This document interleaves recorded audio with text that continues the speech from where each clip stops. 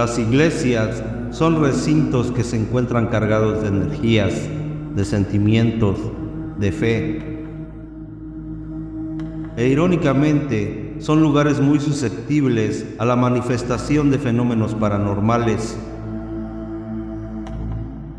En este vagón les presentaré 3 escalofriantes casos ocurridos en iglesias o templos.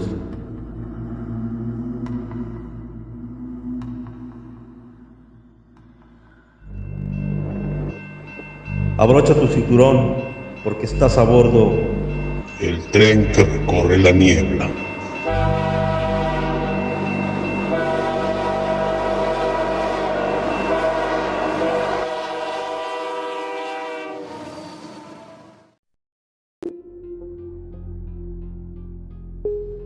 Buenas noches, maquinista. Soy Juan Carlos. Yo crecí en una familia muy católica y me enseñaron a ir a misa todos los domingos y cumplir siempre con todos los sacramentos de la iglesia. Pero le voy a compartir algo que me da un poco de miedo. Esto me pasó cuando yo era un adolescente y me dejó muy impresionado. Yo una vez acudí solo a la iglesia que se encuentra cerca de la casa.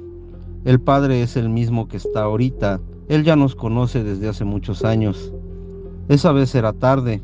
Yo iba pasando y acababa de terminar la misa y entré para confesarme. Cuando entré al confesionario, ahí estaba el padre adentro y pues me saludó.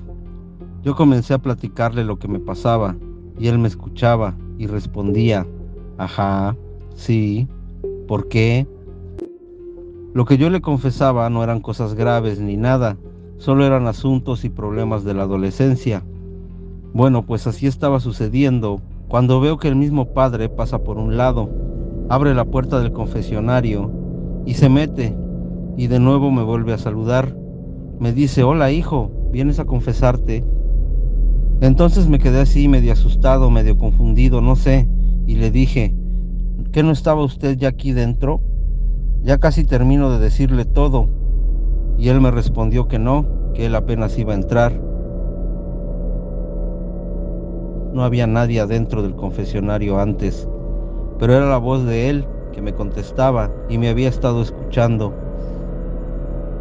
El padre solo me dijo que me calmara, como que no le tomó mucha importancia, y luego empezó a confesarme otra vez.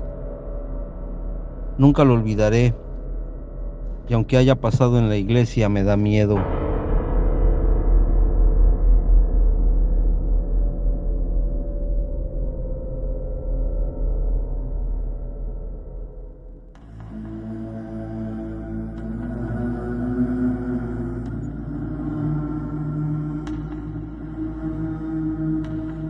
Mi nombre es María Isabel y desde hace muchos años hago la limpieza de un templo aquí en Colima, por las mañanas, antes de que empiece la misa de las 6.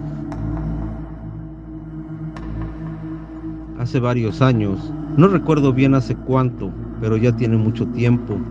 Después de hacer la limpieza como todos los días, me puse a hacer mi oración, y en las bancas de al lado había otras mujeres también en oración. De pronto entró una mujer. Ella estaba vestida de luto y venía sollozando y se hincó al lado de mí en la misma banca.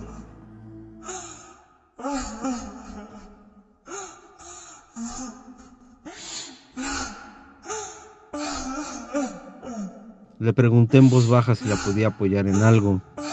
Ella no me respondió y siguió inclinada llorando. Sentí mucha tristeza por ella y pensé: pobre mujer, alguien se le murió y algo muy grave ha de haber pasado. Y empecé a orar y a pedirle a Dios por ella en mi mente. Cuando comencé a hacer esto, ella volteó su cara hacia mí y me gritó con una voz ronca y horrible: ¡deja de estar rezando por mí! No le pude ver la cara porque la tenía cubierta por un velo negro, pero con su horrible grito me asusté y me levanté. Las demás señoras también se levantaron de un susto porque su grito retumbó en el templo. Esta mujer se cayó al suelo como desmayada. Era una mujer normal de carne y hueso y empezó a sangolotearse y a retorcerse. pero atónitas vimos, como si fuera un sueño o algo irreal, vimos cómo esta mujer en el suelo empezó a desaparecer, así como lo oye. Se empezó a desvanecer como si fuera un humo o un vapor negro. Fue algo horrible que no lo podría describir, y todo ocurrió en unos segundos. Las señoras y yo salimos corriendo y gritando del templo. Nunca supimos qué fue, pero eso es lo que vimos 6 señoras y yo una mañana en ese templo.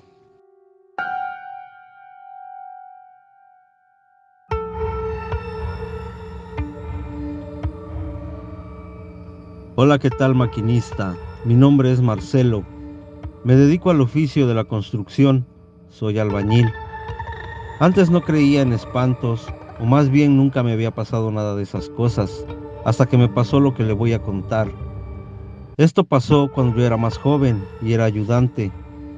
Don Carlos era un vecino y era maestro albañil, y con él aprendí a trabajar. Él era muy devoto y creyente de la iglesia, igual como todos aquí en Huamantla. El padre de vez en cuando necesitaba hacer reparaciones o trabajos de mantenimiento, rezanes, pintura, etcétera. Y todos esos trabajos se los hacía don Carlos de gratis. Por ende, yo no recibía dinero cuando había que hacer algo para la iglesia, cosa que le soy sincero, a mí no me gustaba, pero bueno. Una de las veces que fuimos fue para quitar un tramo de barda de adobe ya muy vieja.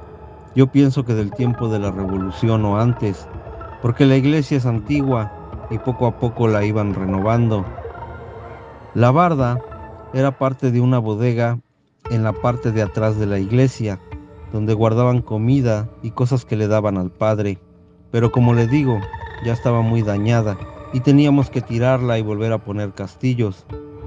La cosa es que yo iba renegando y no quería ir, porque aparte era domingo y teníamos que estar desde las 6 de la mañana para terminar ese mismo día o avanzar lo más que se pudiera. Resulta que como a las 7 de la mañana, don Carlos se fue a traer material y me dejó trabajando la barda. En esa bodega, al fondo había otra puertita, aparte de la entrada, y yo no sabía qué había dentro porque estaba cerrada con llave. Como tenía sed, me salí a la pileta que había fuera enfrente. Tomé agua y me mojé la cara, y cuando voy de regreso, veo en la entrada de la bodega una viejita, como de 90 años, y me preguntó: Marcelo, ¿dónde está el padrecito? En el pueblo todo mundo se conoce. Yo no sé quién era ni cómo sabía mi nombre, nunca la había visto, y le dije que no sabía y que preguntara en la iglesia. Pero en vez de irse a la iglesia, se fue a meter a la bodega.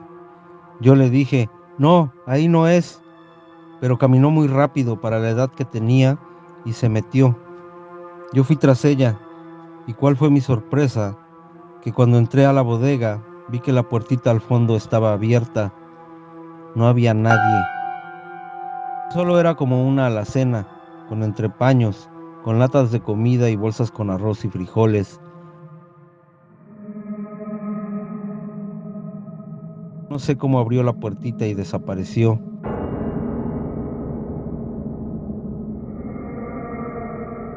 Yo pienso que era un fantasma.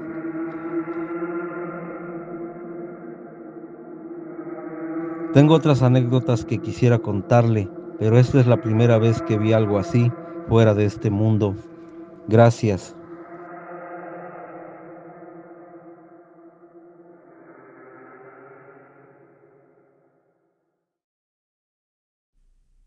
Entre los casos relacionados con iglesias, estos 3 son algunos de los más sobresalientes que ustedes, estimados pasajeros, me han hecho llegar a mi correo.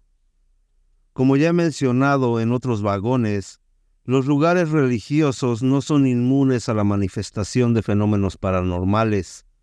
De hecho, son más proclives a ello, incluso más que los cementerios. Si bien un cementerio aparenta ser más tenebroso, una iglesia posee más simbología, más objetos místicos y mucha más energía acumulada, lo que atrae entidades espirituales de toda índole.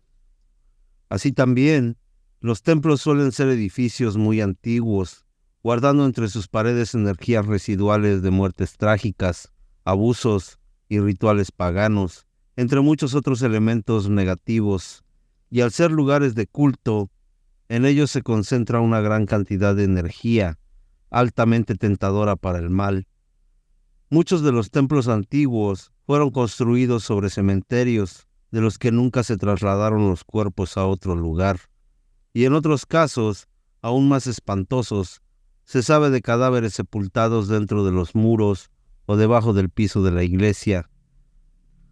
Por todo esto, en dichos recintos pueden llegar a introducirse seres parásitos que se alimentan de la energía de las personas. Ahora te hago unas preguntas, pasajero. Si un líder religioso se comporta de una manera contraria a lo que profesa, ¿consideras que ese lugar es santo?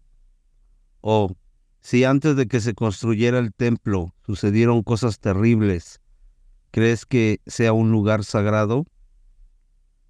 Si alguien entra a una iglesia e introduce algún objeto o material maligno, por así decirlo, ¿crees que el lugar se vería afectado? Espero leer tus comentarios. Agradezco en esta ocasión a Juan Carlos, María, Isabel y Marcelo por haber compartido sus anécdotas con nosotros, y a todos ustedes, pasajeros, por continuar enviando sus experiencias, ya sea por escrito o por voz. Y gracias también por mantenerse a bordo de este tren. Les habló el maquinista, y los espero en la siguiente emisión del tren que recorre la niebla. Que tengan una excelente noche y hasta la próxima.